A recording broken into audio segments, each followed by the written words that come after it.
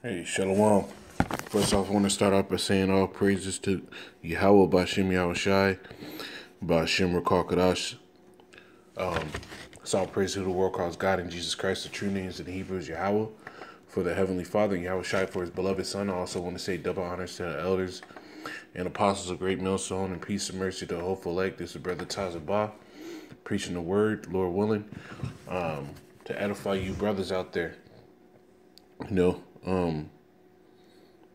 This is gonna be my little rendition of why we know you so-called white people are the devil. You deceivers, you're crooks. You're the plague in the earth, man. And your acts over history, not just in one time frame, because you've extended your hand in all decades, periods, centuries. You extended your hand to do wickedness, man. So I'm going to just read this, and these are just accounts that you've done to our own people, man. You can't really see it too much behind it. It won't let me go up any further. It won't shut this down for some reason, but it says the rubber boom slaves. It says Amazon Indian woman has launched a public appeal to uncover the fate of two Indian slaves brought to Britain a century ago. I'm going to jump down a little bit. Uncover the fate. Right there. It says the Indians were presented to British Consul Roger Casement in their Putumayo homeland in southern Colombia in 1910.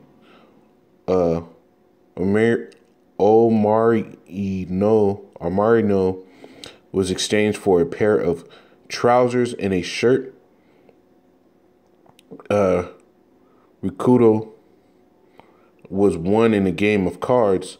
Casement, who had been sent by the British government to investigate atrocities in the Amazon during the rubber boom, brought the pair to the UK to publicize the horrors he uncovered. Skyrocketing demand for Amazonian rubber was kickstarted when the U.S. company Goodyear, as in Goodyear Tires, discovered vulcanization, a process that makes rubber hard enough to use for car tires. It says the breakthrough gave rise to the first mass production of cars by industry leaders. You see, Ford. And this is Esau, man. He's used you tribes, you so-called Negroes, Hispanics, and Native Americans, which let me see what this tribe is. I kind of forget them a little bit from time to time. Got it on my screensaver. So the Colombians, or the Southern Colombia, would be the tribe of Asher, So these were Asherites. And Esau was sitting there in the 1900s. What is this? 1910, 1808 is when slavery was supposed to be done away with. When it was supposed to be outlawed, I believe. Esau was sitting here figuring out new ways to put you tribes in slavery. It says Casement, who have been sent to British government to investigate skyrocketing forward. It says in just 12 years, Casement is estimated that 30,000 indigenous people have been enslaved, tortured, and murdered to provide for Europe and the United States growing demand for rubber. You see? This is why we call you people the devil, man. Here it is. You had these people that not bothering anybody, but to fill your own bellies, you put them into slavery just so they can make some tires for you. This is what you devils did, man. This is your handiwork, man. And people act like we can't remember the things you did, man. And the tribes, man, they've been beaten down so much by you people You know that they don't even know who they are anymore, so they can't draw any, and they don't put this history out there in the open as they do with slavery for the so-called Negroes. That you people, our people, can't even find any karate to see that we have the same struggles. It says we are sent far, far into the forest to get rubber, and if we do not get it, or if we do not get it quickly enough, we are shot. Omarino told the Daily News. You see the wickedness of these Edomites, man. And I got another article, and then I'll get some precepts.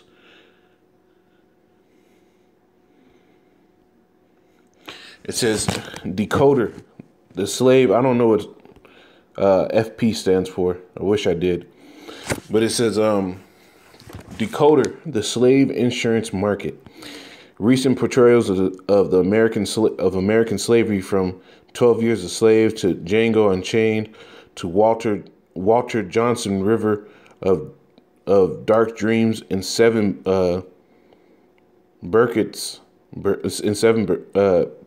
Becker's Empire of Cotton have emphasized the brutal violence of the cotton plantations in the years preceding the Civil War. It says what they miss is that during the same period, slaves that were engaged in other enterprises developed skills that placed them at the heart of the industrial capitalism. It says especially after the slave trade was outlawed in 1808. You see, the slave trade was outlawed in 1808. Slavery wasn't abolished, but it was outlawed. The slave trade. It says planters found, so they were no longer able to get them from the transatlantic slave trade.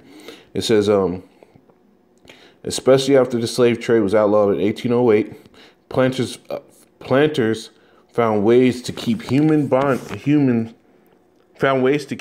bondage profitable, including smuggling, controlled breeding, and renting slaves to business owners.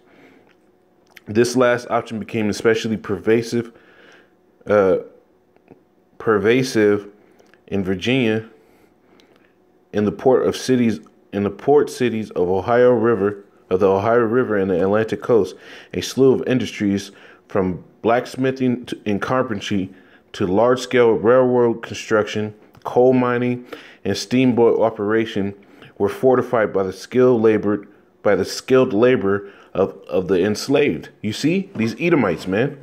This is how they get down, man. They use you people. They use the Israelites, man. You know.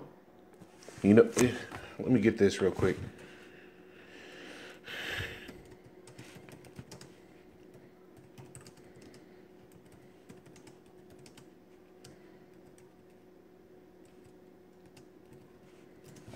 Slovakia.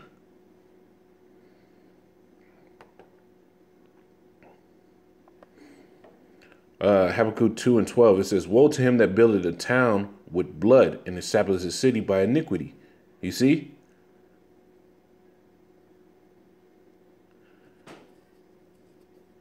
No, woe to him, destruction to this man, because he built his town. Everything, his whole enterprise, from Michelin tires to even health insurance and insurance policies for slave labor, man. It says these men and women became such valuable assets, in fact, that their owners sought to insure them as such.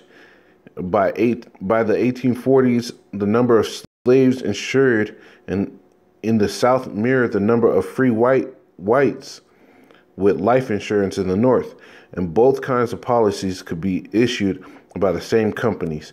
Slave insurance was one of the earliest forms of industrial risk management, providing an important source of revenue for some of today's largest multinational insurance companies. It also makes clear that the recent economic crisis driven by credit default swaps was not the first time new financial instruments utilized by AIG and its peers shaped the lives of U.S. workers, and it won't be the last. You see, It says, I'm going to jump down a little bit because I found something that was really fucking just grinds your gears. It says slave insurance was issued by a wide range of companies in the North and the South, sold both to people who owned many slaves and to those who owned just a few. The map here shows about 1300 antebellum era policies found in the archives of the world's largest insurance companies, including Aetna, AIG, and New York Life. You see? It says, you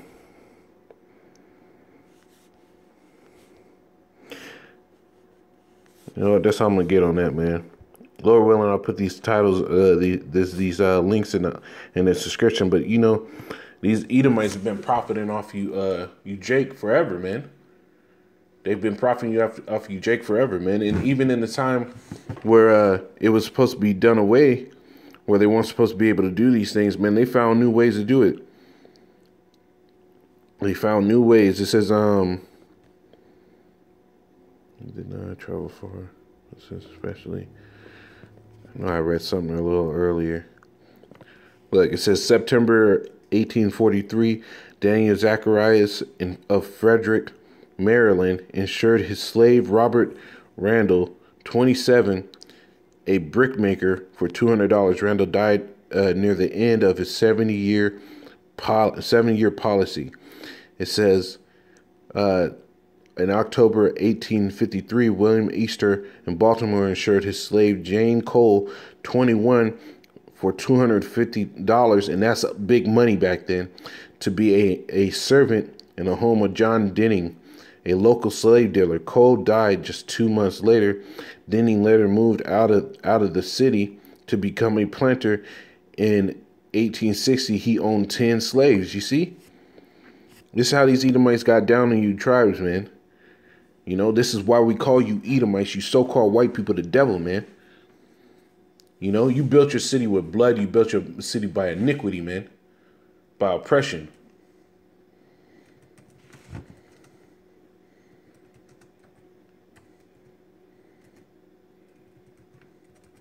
Look at this precept.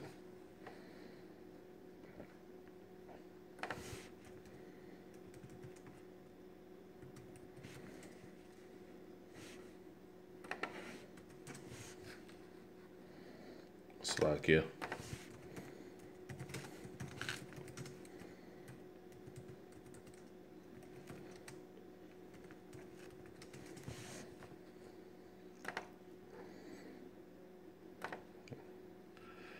So this is Zechariah.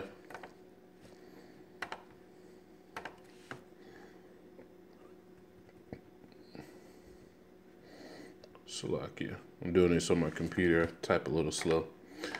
Zechariah 3:1. Or Zephaniah 3:1, Salakia.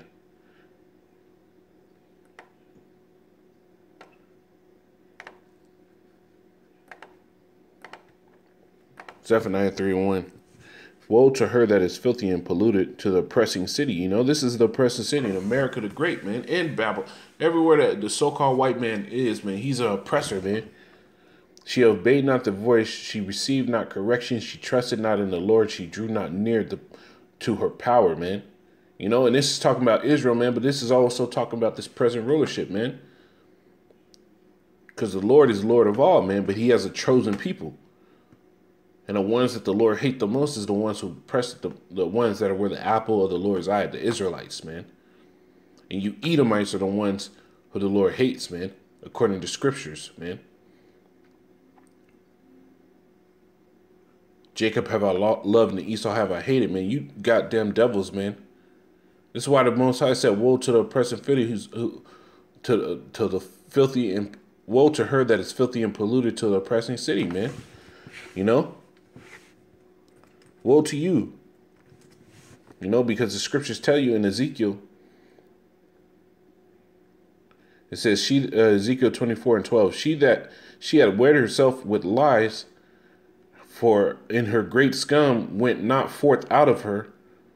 her scum shall be in the fire. You see? You know, if you go to Ezekiel 24, I'm gonna go to 24:6. It says, "Wherefore thus said Yahweh, power, woe to the bloody city, to the pot whose scum is therein, whose scum is not gone out of it. Bring it out piece by piece. Let no lot fall upon it." You see? You know, that's what we're doing, man. That's what these videos are for, man. Especially these. This is why we call you the devil, man. We're bringing your scum out, your filth, the wickedness of you, piece by piece, man. And it's irritating you eating like so much, man. And it's beautiful because it says in the book of Revelation, these are those two prophets that tormented them day and night, man. That's talking about the northern and southern kingdom, but the elect, the prophets throughout the northern and the southern kingdom, man. You Edomites are goddamn devils, man. The Lord's got something cooking for you, man. You know, it says, I said, I'm going to just keep reading. It says, "For blood is in the midst of her. She set it upon the top of a rock. She poured it not upon the ground to cover it with the dust." Man, she didn't do anything to make it right, man. Her shit is just out in the open, man.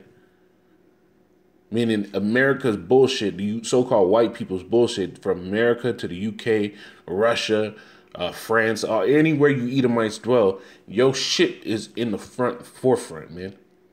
Your filth, your wickedness. It says that it might cause fury to come up to take vengeance. I have set her blood upon the top of a rock, that it should not be covered. You see, the Lord, the Lord made it so He outed you, man. That it may not be. Where was I at? Verse 9, it says, Therefore, thus said Yahweh, woe to the bloody city. I will even make the pile of fire, the pile for fire great. You see? This is why you Edomites got to go. The Lord said He's going to even make the pile for the fire great. You know, if you ever done a campfire fire, or even just, you know, set up a grill, you don't need that many coals, man, to have a barbecue, bro. The Lord is filling up the coals all the way up to the grill grate for you Edomites, man. It says, verse 10, "Heap on wood, kindle the fire, consume the flesh, and spice it well, and let the bones be burned." You see? It says, "Then set it empty upon the coals." You see, the Lord gave you time to cook. You know? It's like when you make a good sauce, man. You know, you start off with your wine, you burn off the alcohol, you let that wine reduce. Then you get that nice thick, sticky syrup. But if you keep going, it's going to just start sticking to the pan. It says, verse 11, "Then set it empty upon the coals, that the brass of it may be hot and may burn, and that the filthiness of it may be molten in it, and the scum of it may be consumed." You see? So the Lord's cooking up that fire for you, man. That's why all these nations are coming against America, man. That's why these things are happening, man. Because what you did to the Israelites, you know? Ezekiel 35 and 5, it says, you know, I started 2, it says, "Son of man, set thy face against Mount Seir, a dwelling place of the Edomites in the ancient world," you so-called white people, you know, "according to your spirit, man, because our people, the Israelites, are going to come up looking like every nation upon the face of earth." That's why there's such a thing that's called confusion of face, man. The bloodline goes back to your father, man. We've been intermingled with all these other nations this whole time. We haven't been able to keep our look, man. That's why the scriptures tell you that you know, Israel is as a speckled bird. You know, it says, verse 3, "And say unto it, thus say Yahweh power, behold, O Mount Seir, I am against thee, and I will stretch out my hand against thee, and I will make thee most desolate. I will lay thy cities waste, that thou shalt be desolate, and thou shalt know that I am Yahweh, because thou hast had a perpetual hatred for the children of Israel," you know, slave trades all the time. You know, you Edomites couldn't do shit for yourself, but you better be goddamn well when the kingdom of heaven comes and you people go into goddamn slavery, like the scriptures say, the Edomites would have to go into slavery, starting off from Genesis, the 25th chapter on. To bind their kings with chains, their nobles with fetters of iron. Y'all gonna build up the kingdom, man. And I said it yesterday at camp, and I'll say it again. You're not gonna get no shovels, no pickaxes, nothing. You're gonna dig the goddamn foundation for any place where I'm gonna lay my head with your goddamn hands, man.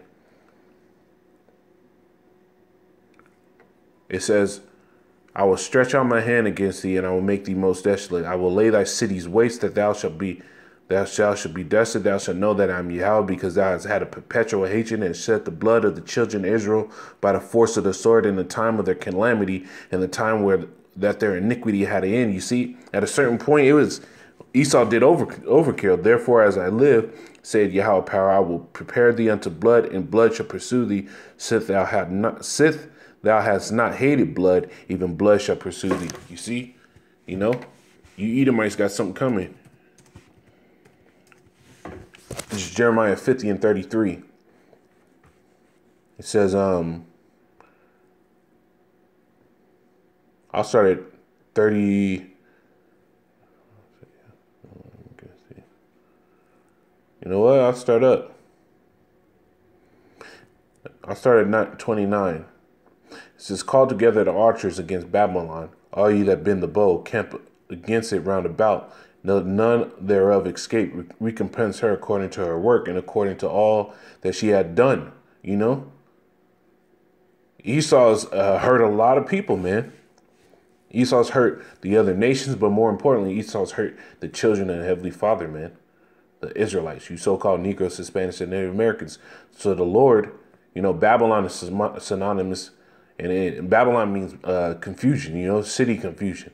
In America, this is the most confused place you can be, because you have men wanting to be women, women wanting to be men. You have children sitting there being told that they can choose their sex, but you can't even go buy an R-rated movie by yourself. Can't drink liquor by yourself, but you can choose whether or not you want to have a penis or a vagina. You know, this place is confused. It says, let none thereof escape. Recompense her according to her works, according to all that she has done. Do unto her, for she hath been proud against Yahweh and against the Holy One of Israel. Therefore shall her young men fall in the streets, and all her men of war shall be cut off in the day. In that day, saith Yahweh, behold, I am against thee, O thou most proud, said Yahweh power. And who's the most proudest of them all? Man, Esau, Edom, man. Going back to his forefather Esau, man, and going back to Cain and Abel, you know, Abel was that upright elect spirit, man, because he wanted to serve the Lord. He brought the good sacrifice, you know, but Cain, he brought a wicked sacrifice, man. And then when he killed his brother, you know, he said, am I my brother's keeper? You know, that's proud to talk back to the Lord, man. That's how these Edomites are, man. They're proud. They're lifted up with pride. It says, and the Most High shall pour, it says, O thou most proud, said Yahweh, power of hosts, for thy day is come, the time that I will visit thee. And the most proud shall stumble and fall, and none shall rise him up. And I will kindle a fire in his cities, and I shall devour all round about him. Thus saith Yahweh, power of hosts, the children of Israel and the children of Judah were oppressed together, and all that took them captive held them fast. They refused to let them go. And that's what this slavery is going back to, man.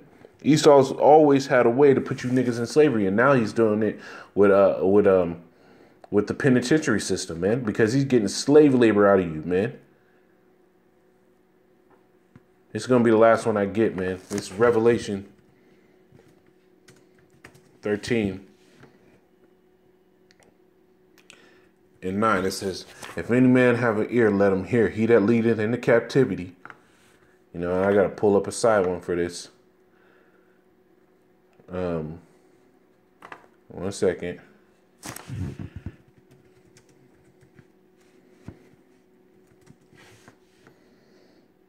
Jeremiah 14 and 21. Where is it? Isaiah. Wait a second.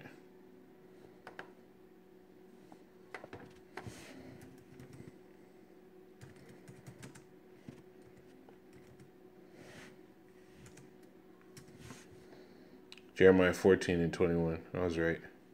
It says,